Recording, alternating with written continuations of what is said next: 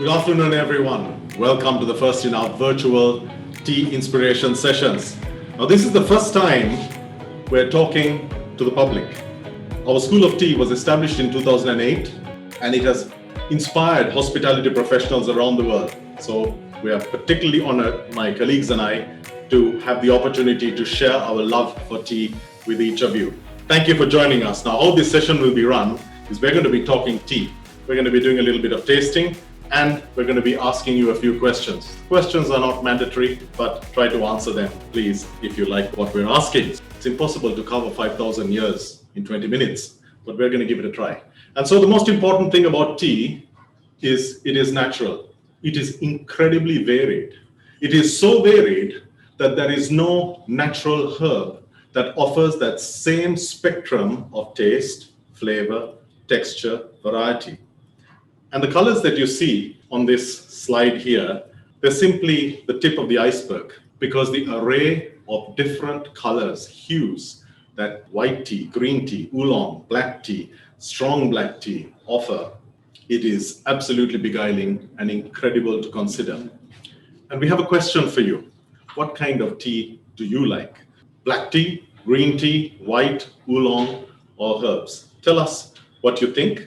What we're going to look at in the next few moments is how these different teas form their taste. The core of all of that is fermentation, because it is fermentation that decides the difference between a green tea, an oolong tea, a light black tea, a strong black tea. And so with that, we're going to talk a little bit more about different types of tea. So we've got the poll results back. Most of our participants today like black tea. Fantastic. That's good for us, because Sri Lanka, Ceylon, is known for its black tea, although we also produce some pretty amazing green teas and oolongs. So where tea gets its taste, the most spectacular thing about tea, what really makes this special, is the fact that we call ourselves tea makers, and there are hundreds of tea makers around Sri Lanka who each are excellent in their jobs. But who really makes tea is none of us. It's nature. And we're going to have a look at that. When I talk about nature, it's the climate. We have a concept called the agroclimatic regions. It means the combination of climatic soil factors. It is, in ancient Chinese law, it was referred to as the influence of heaven and earth, rain, sunshine, wind, etc. Everything that makes up climate, and the soils, because soils are critical in any plant, and it influences the taste, the quality, the characteristics of its produce. And so typically when you have a high elevation, you have something very different. It's cooler normally. It's mid elevation, it's a little warmer. Low elevation in Sri Lanka, in this island, low elevation means by the ocean at sea level. Intensity, strength. Many of you probably know the wine industry. So with wine, you have intensity, you have heat, you have different climatic aspects such as humidity contributing to strength to produce a Cabernet Sauvignon. Now try producing a Pinot Noir, a light, slightly floral wine in an area known for its humidity and heat. Well, that'll be a long time coming, most likely impossible. And so in Sri Lanka and in any tea growing region where the climate varies, the tea varies. That's just the first part of it, because there's more. We've got here 4 different teas.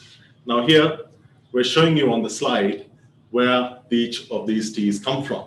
You have this spectacular, in fact, my father's favorite. It's called Ranmatta. It comes from beyond the City of Light, beyond Nuwara. It is beautifully aromatic.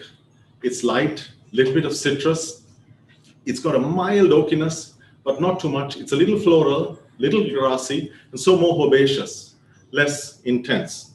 It's delicate, and in tea, what you see on the eye connects with what you experience on the nose, and finally delivers together what you experience on the tongue. And so this tea, supremely light, delicate, little bit of sweetness. And that's grown at 6,000 feet above sea level. Then you have our Udavanta. Now, this is a little darker. It's clear to see in the combination here. It has more structure. It has strength. It has more definition, more intensity. It's not very intense, but it has that intensity. It is structured with a woodiness, and it is much less floral. It has literally no floral characteristics, but it has more woodiness, still a little bit of sweetness. And then you come all the way down to a lower elevation. So now we are coming from the top, 6,000 feet above sea level. We've come right down to 3,000 feet above sea level. And this is what my father calls a Madhavata. A little more malty, earthy, stronger, fundamentally different to the Ranvata. And so that brings us to sea level. And along this journey, we have come from Nuwara all the way through Hatton, through the Dimbula Valley. We have come down to Nawalapitiya, and finally, we're coming a little south of Ratnapura, past the city of gems and down to sea level near the port city of Galle. Wow, intensity, bitter chocolate. It's got strength, it's robust, and it's strong. So how does all this happen? It's not the tea maker that does it, because it is one plant. It's Camellia sinensis. It's principally one method. It is entirely the influence of nature that determines the difference between these four teas. And that we can see on the eye, on the nose. I wish I could invite you here to nose these teas, but on the nose, and you'll have to take my word for it. And finally, on the palate. And so we go to the next dimension as to what constitutes, what contributes to the differences. Well, we had a look together with our sensory specialist from the faculty, from School of Tea faculty. We had a look at the different soils in different areas, because it is the soil that feeds the metabolic system of a plant, and therefore it is the soil that influences the characteristics of the enzymes and the different juices, you could say, in the leaf that form tea when it's picked. And so we found at the highest elevation, where you have Ranvata, you have clay soils, so more humus, you have high acidity. We found, as we went down, we found a little more sandy. We found loamy soil in the mid-elevational areas. And finally, we found sandy soil at down near Yatavata. And that's the influence of earth, heaven, earth, and it's only finally that there is the influence of man or woman in the tea making art.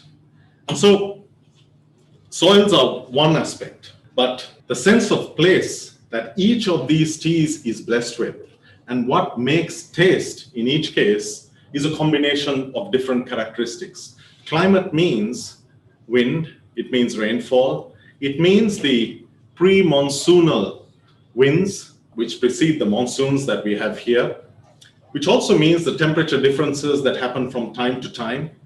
It means the combination of soil, of topology, geography, of course, and a multitude of factors, from the fact that a shade tree could influence the intensity of a particular tea. And so if you have, for example, on that spectacular Great Western estate, you have the unique local topology where you've got the Great Western Range sheltering certain fields, other fields open to the morning sunshine, open to wind, creating sometimes a Bernoulli effect created through different hills. You have uniqueness again. Each field with a different characteristic, a different lightness, different delicacy, citrus, all the way to bitter chocolate. It's one plant, Camellia sinensis, and that is really the magic in tea. Because you have in this one element, we call it a gift of nature, you have this incredible variety that lends so beautifully with moods, with tastes, with pairing in gastronomy, in mixology, and so on. But that's a subject of a whole different discussion. Now, we have a question for you. And what we would like to know this time is, does it matter to you where your tea comes from? It matters to us because hopefully what I've managed to convey so far is that tea has an identity. The identity is connected with the geography. It is in a very real sense the fingerprint of nature in that specific area. Now in wine, terroir, and in this case, terroir derived not from different varietals as in wine, but derived from the same plant, is much more powerful. It is the sense of place. And a sense of place is defined by the combination of characteristics that we talked of. It can be as unique as a microclimate.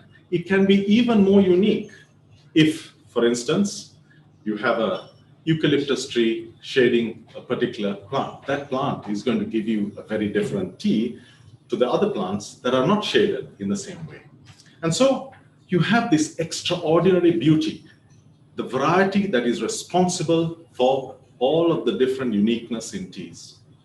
And that's how a few feet away from me, we taste each week 10,000 different teas, mostly individual, at least 4,000 terroirs amongst them all. And which is a beautiful thing because this week you have from Dunkeld Estate a bright, strong tea.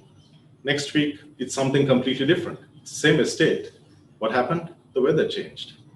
And so with appreciation for your comments on that, I want to talk to you about the importance of the purity of origin. And so we figured that it is nature that defines a particular characteristic in a tea. And so in that context, you would want to ideally taste nature. We are the first generation, well, us and subsequent generations, we are in a time when for the first time, we risk losing everything in nature that we consider normal, a part of our life. And so the value of nature is so much greater today. And so the influence of nature is palpable here, and it is so important to us as tea growers and tea makers. The brightness we taste here is the quality of light. What we taste in this Ranwata tea, the floral note, is the beautiful morning light. It is the afternoon showers. It is the temperatures. It is the diurnal range. It is the cool breeze. Whereas in Yatavata, what you're tasting is tea, yes, but you're also tasting the intensity that comes from the humidity. You're tasting the strength, the earthiness that comes from the sandy soils. You're almost able to taste the winds that are coming from the Indian Ocean through its intensity. And so that influence of nature is so critically important to us, which is why I hope that your answer to our question is going to be that you value the origin or where tea comes from. And so we wouldn't mix different wines with different characteristics, different identities, and in the same way, please stick to pure origin teas, because that is truly a tea that is crafted by nature. Mixing or blending is not a great thing. In some cases it may be, but not in the case of tea. And so we move on. We need to address a myth, because lots of our viewers and lots of our School of Tea public participants tell us, I like big leaf tea. Tea is beautiful. Big leaf tea is absolutely spectacular. And you can see in this OPA, this beautiful leaf formation, it's tightly curled, and so on. But typically you would have a look at this tea and you would say, hey, that's a very small leaf tea. It's dusty. True, it looks like dust, but it's nothing to do with dust. The difference in size of different teas, whether it is this OPA, whether it is this beautiful, beautiful Peko and the BOPs or the dust, the size of the leaf determines its intensity. And how that happens is simply the law of physics. A larger leaf you have in a typical teaspoon, you would have, and a teaspoon is called a teaspoon for good reason, because it's a spoon for tea. And so you would have from 2.5 grams of an OPA, you would have a certain surface area. the surface area of the tea in contact with the water with 2.5 grams of dust is 4 times greater. And so logic dictates that in the process of brewing, the extraction, you're going to get a much stronger brew with the dust or with the small leaf tea than with the big leaf. So try to make a breakfast tea, an English breakfast tea or a Ceylon breakfast or any breakfast tea. Typically a breakfast tea, you need energy, you need strength. This will not do it. You can brew this for 24 hours. You're not going to get the intensity that you need. And if you take your tea with milk, it's a smaller leaf for you. That's to do with intensity. Assuming, of course, it's a good tea, and that's what we make here in Sri Lanka. And so we have a question for you. And that question is, does it matter? No, how would you like your tea? Do you like it light? Do you like it medium or strong? And why we're asking you all of these questions is that we're trying to refine this series. We have 12 sessions in this series coming up over the next 12 months. And we have a few special sessions. And what we want to do is to make sure that our virtual sessions are as responsive to what you tell us in these questions as possible. And so your answer is that you like it medium. You know, that's a little bit of a cop-out, because ideally, if you take your tea with milk, you should take it strong. If you take your tea without, it's okay light. But no one should have a favorite tea. There should be a tea for morning. This is mine. There should be a tea for afternoon. This is mine. And there should be a tea for evening. And this is mine. There should be a tea for when you've had steak in the afternoon. And this is mine. Why? The pairing, functional and sensory. There should be a tea for when you've had a salad. There should be a tea for when you've had a chocolate. Could be either of these. And so tea should never be a single experience. It should be a multitude of varied experience. That's what life is about, right? And that brings us to how we taste tea. So I'm going to make a little bit of noise here, okay?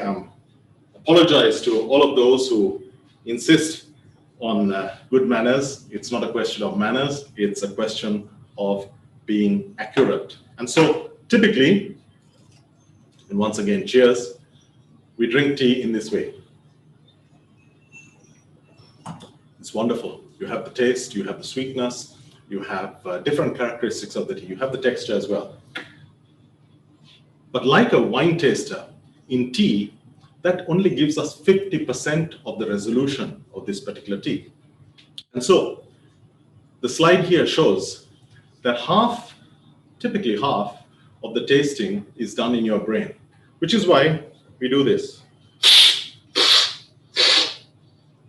And if ever you walk into our tea room, you'll find that it's full of people making lots of noises all the time.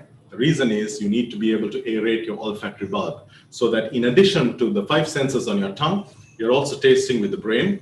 And that's what gives you perfect resolution. So the difference that I get from tasting this tea, sipping in the polite sense, and tasting in the tea taster's sense, is the depth, the intensity, the structure.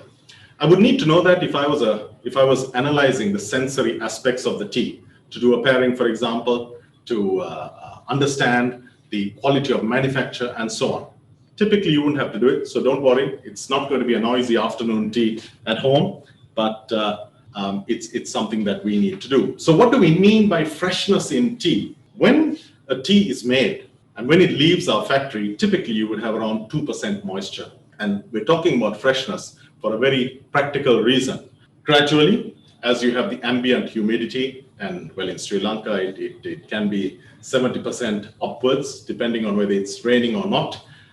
Typically, in most countries, it'll be around or a little bit less than that.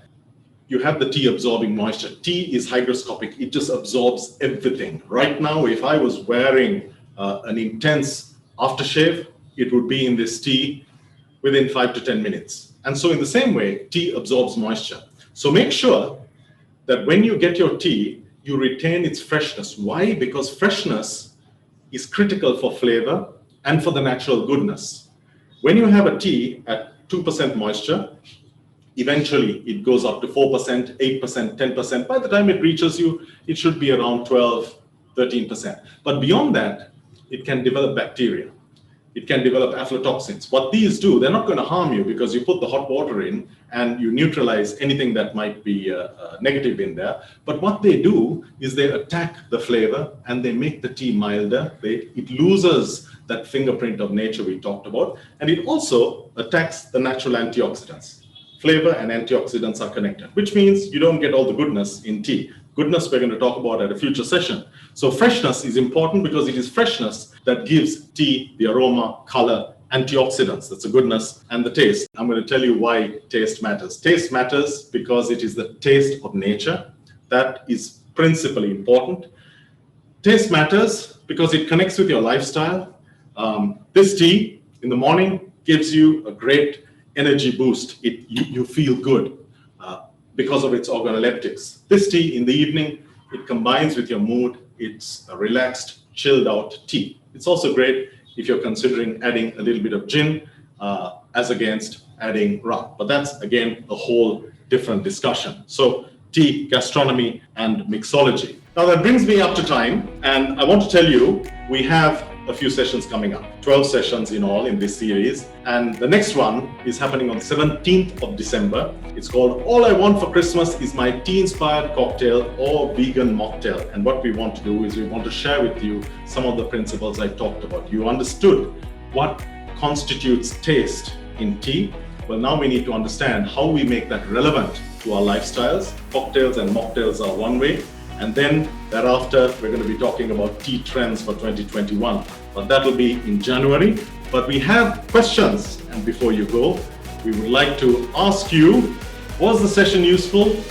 And would you like to continue the journey with us? Depending on what you say and depending on your comments, we'll be happy to refine, extend, reduce, change the content, do whatever you tell us. Because the School of Tea exists to share our passion, to share our love for tea, and it's really meant to inspire. So I want to thank each of you for joining us. Thank you. Thank you to my colleagues. We have a room full of people here making sure the tech is right and making sure that we are broadcasting to you. And with that, I would like to say thank you for joining us. Cheers, and do try it.